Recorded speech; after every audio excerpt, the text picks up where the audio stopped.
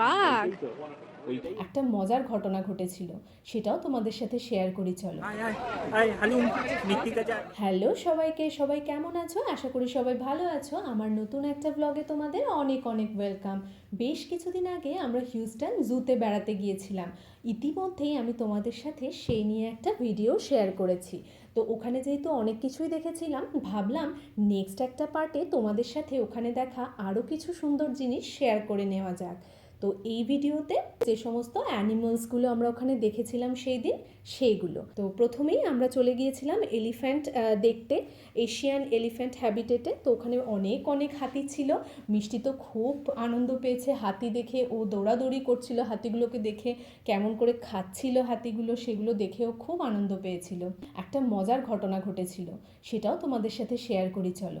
আমরা হাতি দেখার পরেই ঝট করে চলে গিয়েছিলাম বাঘ সিংহ দেখব বলে। যতই যাই হোক, বাঘ আর সিংহের প্রতি একটা আলাদাই কিন্তু আগ্রহ থাকে মানুষের, তাই না? তো আমরাও চলে গিয়েছিলাম, কিন্তু গিয়ে দেখলাম বাঘের জায়গা সিংহের জায়গা সব জায়গায় ফাঁকা, এবং সিংহের জায়গায় গিয়ে আরও যেটা দেখলাম, সবাই ঘুমিয়ে পড়েছে। যাই হোক, আমরা তো খুব হতাশ হলাম। তখন আমরা সময় নষ্ট না করে চলে গেলাম টুকটাক আরও অন্য যেগুলো দেখার রয়েছে সেই অ্যানিমালসগুলো।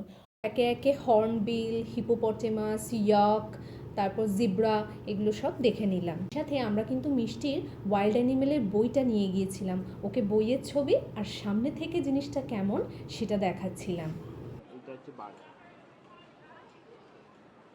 বাঘ। দেখো দেখো, ওই যে বেশ অনেকক্ষণ ঘোরাঘুরি করার পর আমরা আবার চলে গিয়েছিলাম বাঘ সিংহের ওখানে। তো বাঘ তো ঘুম থেকে উঠে পড়ে যথারীতি ভালোই সার্ভিস দিয়ে দিয়েছে, কিন্তু সিংহী তখনও কিন্তু ঘুম বোধহয় ভালো হয়নি। তারপরে আমরা চলে এলাম জিরাফ দেখতে। এত বড় বড় জিরাফগুলোকে চোখের সামনে এত কাছ থেকে দেখতে খুবই ভালো লাগছিল আমাদের। তো মিষ্টিও বেশ এনজয় করেছে।